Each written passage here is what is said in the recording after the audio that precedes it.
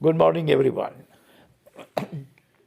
This morning we are going to talk about a historical subject, that is Kohinoor diamond. Kohi means mountain, Noor means light, the mountain of light, or it was also known as Babur's diamond. When Babur learned about the Kohinoor, then he invaded Delhi and he captured Kohinoor, Daryanur, and many other diamonds. He has mentioned Kohinoor as Babur's diamond in his Baburnama. Since then, Kohinoor actually went from hand to hand, and finally, as you all know, it adores. It is sitting in the crown of Queen Elizabeth of England. There is a fable behind it. Fable says that Kohinoor is ill omen for male, but omel for female. If any king is going to put the Kohinoor in his crown, then he would be ravaged. His kingdom would be devastated and he would be killed, his family would wipe out. That is why I believe, I have not read anywhere, but I believe that is why the kings never actually put put the diamond in his crown. And that is why I believe that Elizabeth, a female, a queen of England, has this diamond in her crown. Whatever the fact may be, but that is kind of fable.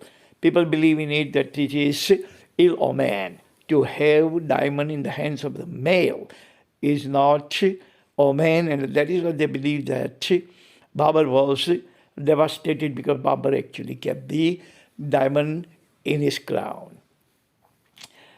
This Kohinoor diamond is worth about 4,000 crore rupees. It's the most precious, or one of the most precious diamonds in the world. And the sister diamond of Kohinoor was known as Daryanur. Daryanur was also taken away from India by Nadir Shah of Iran, who looted the Mayurashan, the peacock throne also. So Mayurashan and Daryanur both are sitting over there in Iran. Kohinoor is in England. And we have not been capable to or viable to retrieve them. Some legal hurdles are there, some political hurdles are there, and some courage and confidence related hurdles are also there. I don't think that if Kohinoor belonged to America, then America would have let the Brits to keep it, or Iran to keep the Daryanur. But we are different people. We actually hide our cowardice under Gandhian ethos, non-violence. We always say when it comes to fight, we are coward to fight. So we always say that we don't fight because we believe in Gandhian ethos, Gandhian principles. But that is not true. But we are fearful. Even Gandhiji has said that if you are coward and if you cannot dare to fight for your rights, then don't hide yourself and your cowardice under my principles. So I have created 5 points about Kohinoor, which is Indian. Originally it belonged to Indians, but today it is in England. I will explain you why it is in England and why we cannot get it back. Point number 1 is Kohinoor was gifted to Brits or British Raj by the successor of Maharaja Ranjit Singh. Maharaja Ranjit Singh had this diamond. Maharana Ranjit was very pleased and propitiated by Brits that he gave it away as a gift to Brits. And then now that is why the Supreme Court of India has ruled that India cannot demand, cannot ask UK or Great Britain to retrieve it, because now legally gift is given, gift is never taken back. So legally it belongs to England, and Indian government has no right over Kohinoor to get it back. Point number 2 is Supreme Court ruled that India cannot demand Kohinoor from Britain. Since it is given to British as a gift from Maharaja Ranjit Singh, now whenever we give gift to anybody, that thing belongs to that person. Now it doesn't belong to us, so we cannot actually claim any kind of ownership or mastery on that. So Kohinoor originally belonged to India, 100%. But then Babur got it, he looted from India, then all other chain of emperors and Maharajas had it. They fought war for Kohinoor, over Kohinoor, and they got it, and finally it actually ended up in the hand of Maharaja Ranjit Singh. Now, Maharaja Ranjit Singh, for some reason, he probably was a naive person, so his successor actually handed over this Kohinoor to Brits as a gift. And today, we all shed tears that not only that its cost is, or it's so precious that its value is counted in 4,000 crore rupees. That is not the thing. The thing is that it is one of the most famous diamonds in the world. Point number 3 is Kohinoor adorns the crown of Queen of England.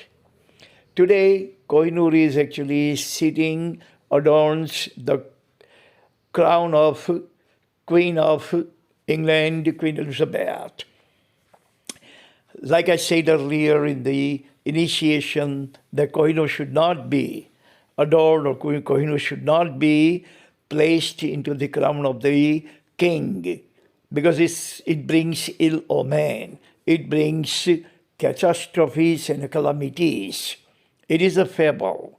But since Queen Elizabeth, she is a woman, that is why she can adorn the Kohinoor in her crown. So for queen it is okay, but the king cannot actually put this diamond unless and until he wants some kind of calamity, catastrophe, some kind of ravage, cataclysm upon him. Point number 4 is Nadir Shah of Iran plundered Daryanur and Peacock Throne. Our Mayurashan, Peacock Throne. Peacock Throne was also studded with thousands of diamonds. It must be about the same value of Kohinoor. And the sister diamond of Kohinoor, Daryanur.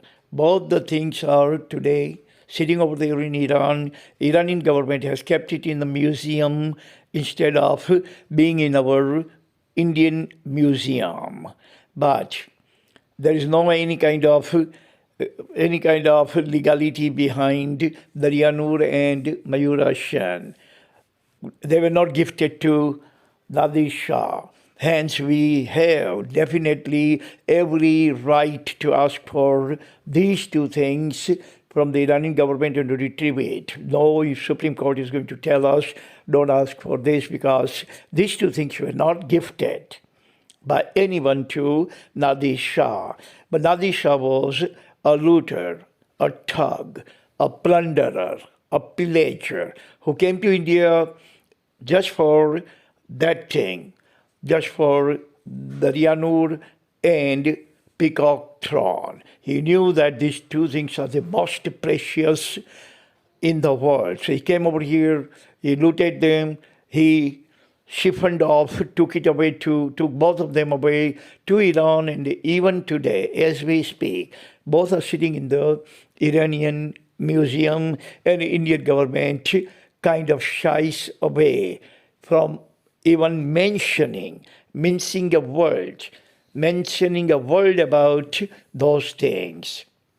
I don't think that there is any legality preventing us from getting those things back from Iran.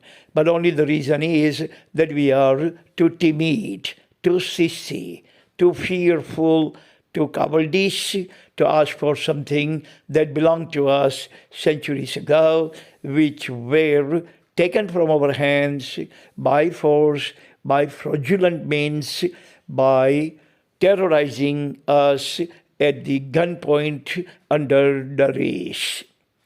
So now we have all the right to get it back. We are on the right side to get it. Whole world, even United Nations, will also support us in getting those things back.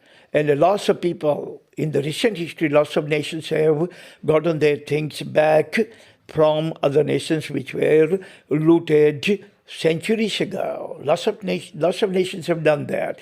They have gone to United Nations, and United Nations has mediated in retrieving those things from other nations.